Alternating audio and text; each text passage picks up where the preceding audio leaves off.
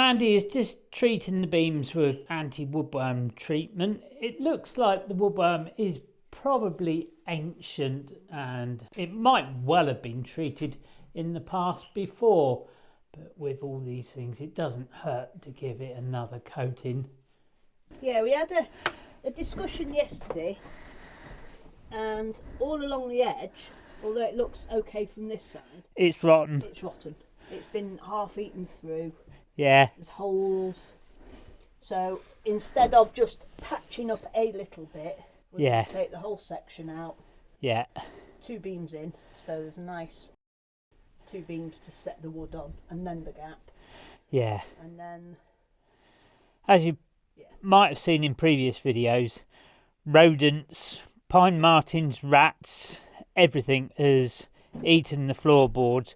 We've got, if I come along here, we've got a window here, and this window, it lifts on its own accord in the wind. It's a bit heavy and it gets a lot of condensation on it, and it drips down here, and there used to be a drip tray around here somewhere on the floor to catch all the condensation, and over the years in the corner there it's been patched up with cement. There's tin cans and lids that people have patched it up with in the past, and as you can see here, we've already started to remove floorboards in preparation. There's a lot of woodworm on this first section of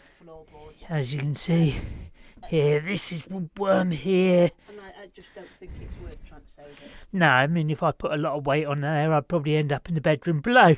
Yeah, I think we'll just cut out this section and board it up.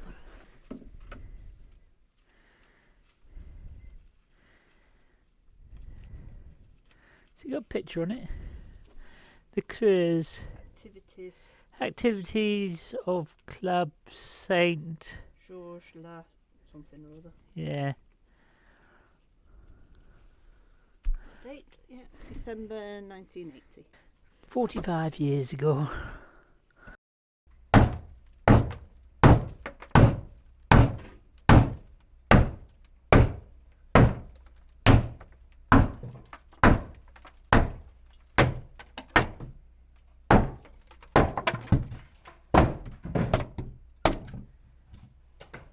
There we go. Hello. Oh, hello. Can you see me? Yeah. He does enjoy a good bit of bashy. I do. I'm a bit destructive. Yeah. Oops.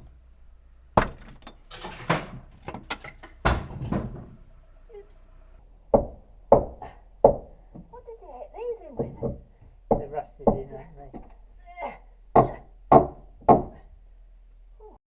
I only cleared up the floor the other day, but I think it's worth it, don't you? Yeah, it needed doing. We've finished the ceiling.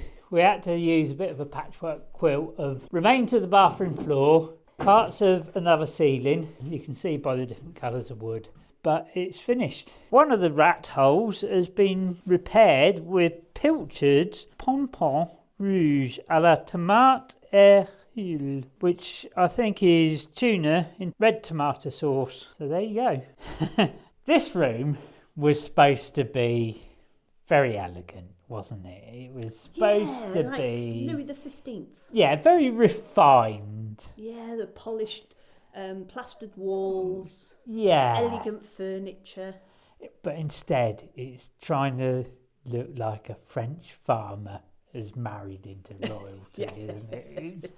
It's turning into a bit of a French farmhouse again. Yeah, it's turning into a bit of a mistake. And last night we made a decision which is, well, it could be a bit of a... Mrs. Yes, it could be a bit of a mistake. And the plan was simple.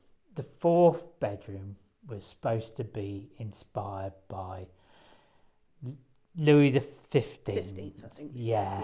So it was going to be powder blue walls. It was going to be elegant, refined furniture, nice plasterwork walls, all of that. So it was, oh, see, I can still see that in my mind. yeah, Proper French chic. yeah, but now it's, it was supposed to be not quite Versailles, but there was definitely going to be whispers of French chic.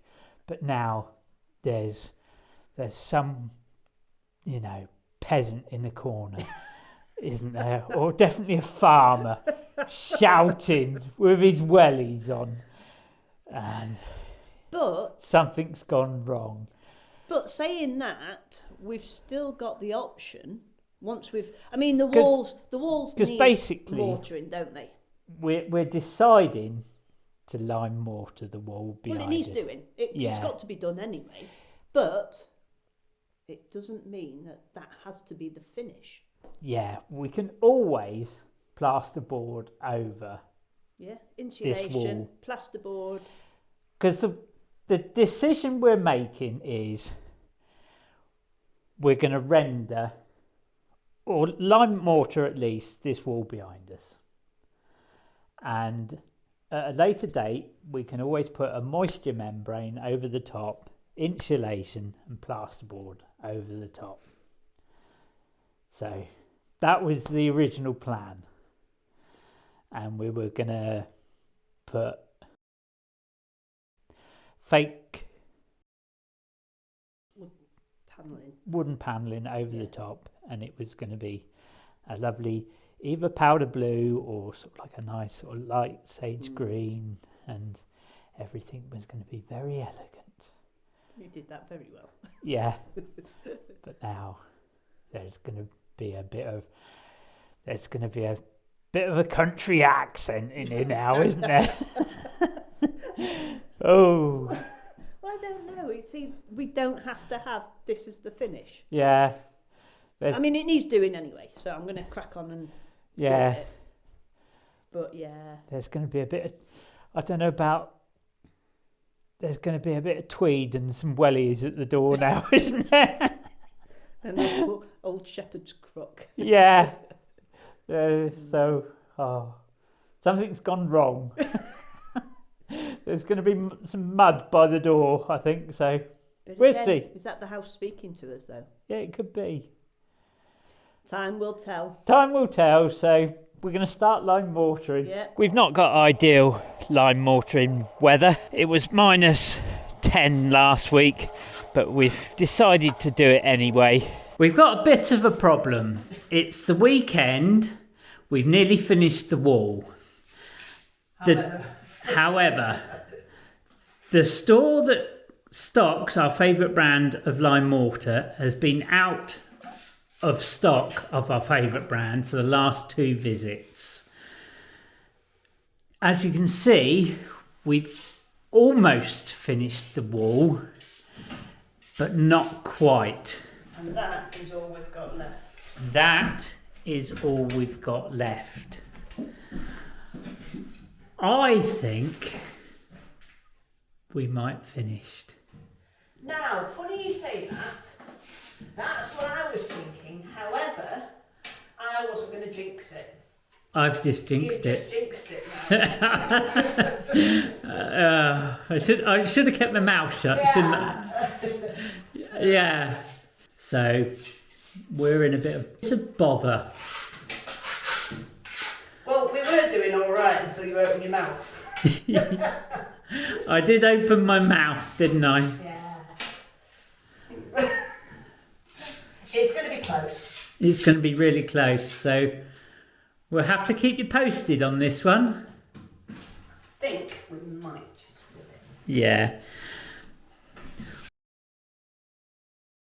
Adding to the jeopardy, we'd just forgotten that we hadn't lime rendered this side of the window. So the lime mortar is now definitely running a little bit thin. Where we're having to fill the hole between the wall and the floorboards, it's using a lot of mortar, and it's using more mortar than expected. So we're running quite close to running out.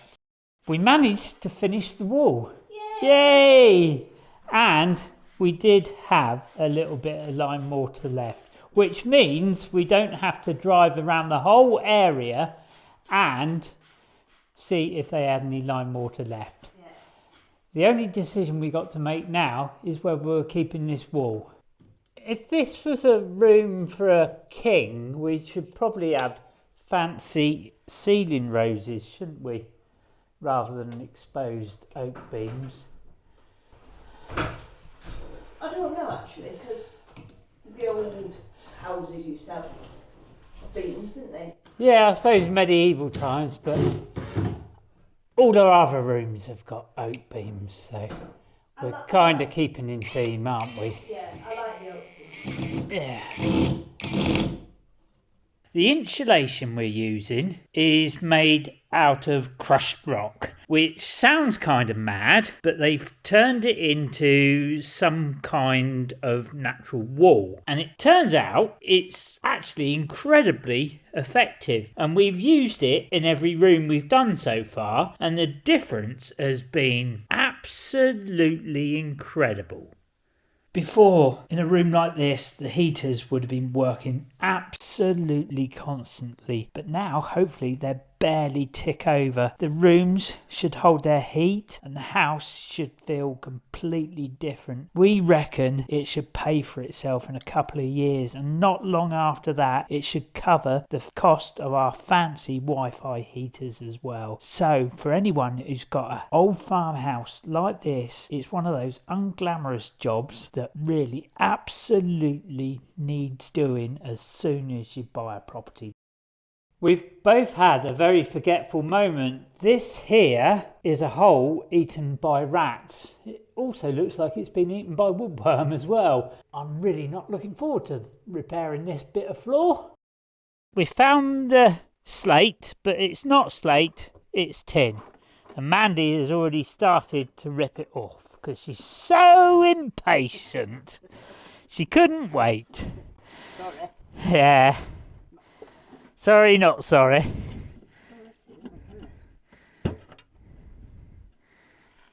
Oh, look. Oh, that's a big hole. There's a bedroom down there. There's a bedroom. So we probably need to cut up from the underside to find out where the beams are, don't we? Oh, you're cutting here.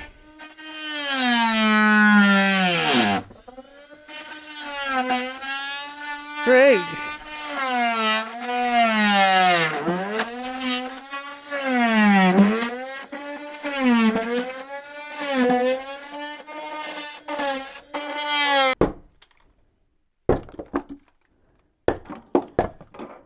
Whoa.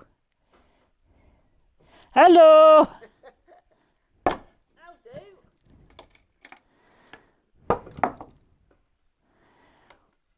One hole in the floor. And another job all finished. About to get screwed down.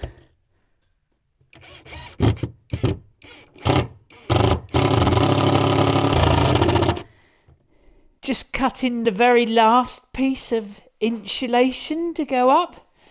Woo. Hey! And that should get the room nice and toasty. Happy days. Happy days. There you go. Yeah. Toasty, toasty. Toasty.